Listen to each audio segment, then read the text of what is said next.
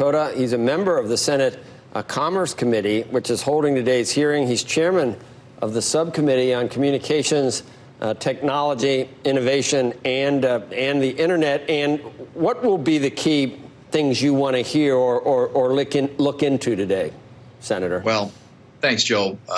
Yes, we are very interested in hearing from the tech CEOs, principally today, about what they, how do they decide when they decide to moderate user-generated content on their platforms. There has been a wide discussion, I think, as you know, around the country about that of late. I mean, there are a couple of other issues that could come up. The privacy issue, data privacy, is also a big issue.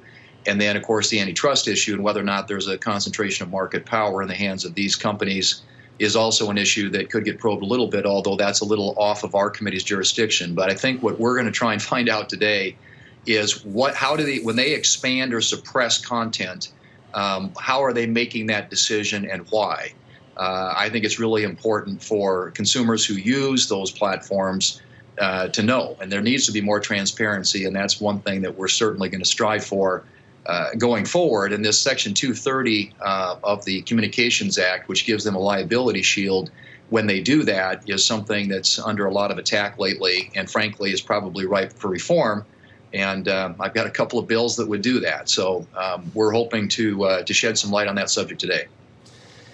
If into the future, let's say that the government takes a light touch, what could these companies do? How much would it cost? How many new people would they have to hire? Do you feel any sympathy at all for trying to navigate through these waters as a CEO of one of these companies, Senator? It seems very difficult on how to satisfy everyone, and it's almost impossible to do it effectively.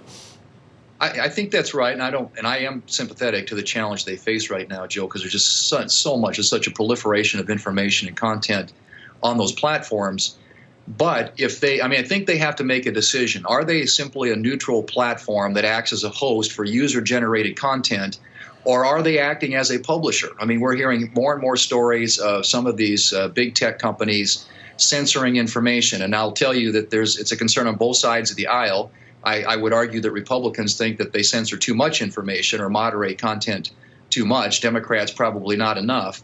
But I think it's time to take a look at Section 230 and whether or not, even if they're, if they continue to have those protections under that liability shield under Section 230 of the Communications Act, whether or not there should be some requirement that there be more transparency, that users actually know, for example, if their content is being taken down, why, and there ought to be some sort of an appeal process. All we're looking for here, I think, more than anything else, is transparency and accountability to the consumers out there. This is also an issue of consumer protection, but by and large, I think what most of us want to find out is, how do they go about this? How are they deciding when they make these censoring decisions or content moderating decisions? Why are they making those decisions? And let's be transparent. Let's let consumers know exactly how they're going about doing it, and giving them a process whereby they can challenge some of those decisions. And I think that's fair play. I don't think that in any way steps on these companies' ability to continue doing what they do and do really well. Can you explain the antitrust concerns that you and some of your colleagues have, and how you think that relates directly to this idea of censorship and relates directly to 230? Because I have to say, at least by my mind, they are. I understand that these companies have meaningful size and scale, but it's unclear to me that any regulation or breakup plan of these companies would fundamentally actually change the scale with which they have, if you will, in terms of the social media space that they would otherwise own.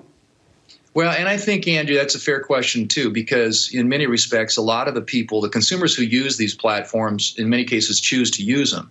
There's a question from an antitrust standpoint about these interlocking agreements and contracts and exclusionary contracts, for example, that Google has on their search engine, and whether or not other types of competitors might be blocked and consumers not have the option of choosing some other potential competitor. Most consumers, I suspect, would probably choose to use the Google search engine. But I think from an antitrust standpoint, the question is there concentration of market power? And are these companies using that market power in a way that excludes other potential competitors? So my guess is that's the issue that the Justice Department's going to be looking at. That's probably more of an issue for Google. Google controls about 90% of the global search market. And so that's something that has been announced already. The Justice Department's going to look into. But I think the antitrust issues have to do with whether or not there is concentration of market power, whether or not it's being misused. That's not specifically the focus, again, of what we're going to be looking at today. Right. We're going to be looking at this issue of user content.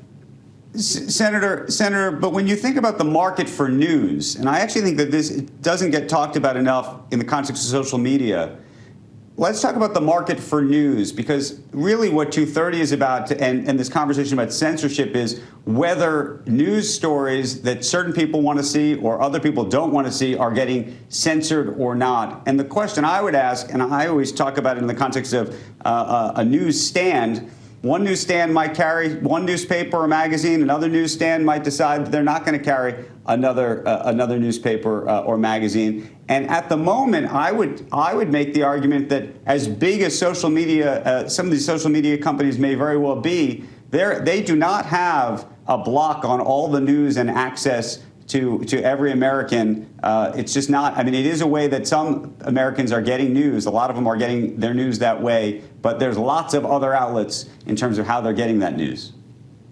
Well, that's true. But if you look at, there's somewhere on the order of 60% of Americans now get news and information, for example, Andrew, on Facebook. Well, is Facebook acting? I mean, if Facebook were a newspaper, some other form of media organization, they would have editors who are making editorial decisions about what news people see.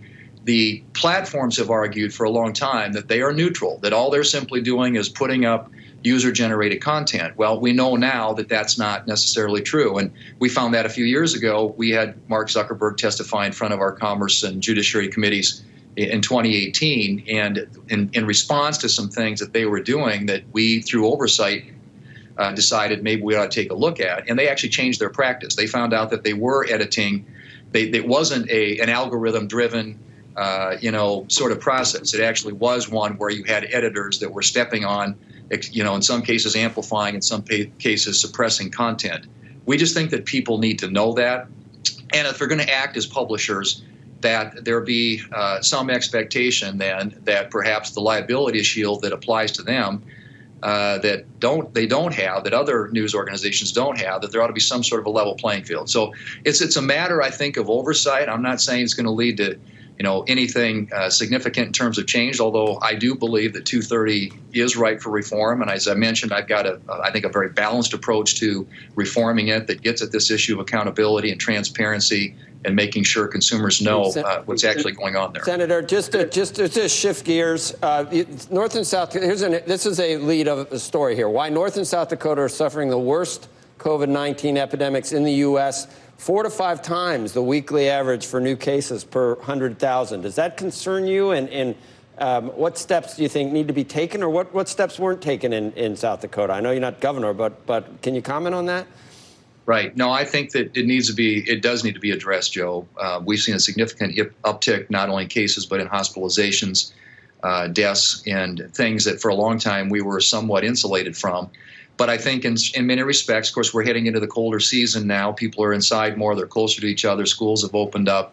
South Dakota's been pretty open, and we give people a lot of freedom to make their own decisions. But I do think that we really need to be encouraging now use of masks, social distancing, all the things that stop the spread.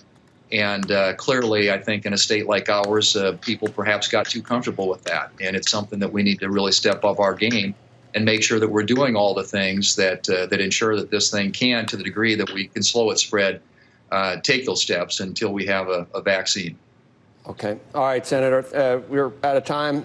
Thank you for talking about different things, different topics, and good luck. Good luck to North and South Dakota. Don't want to favor either one. Thank you. Yeah, appreciate it.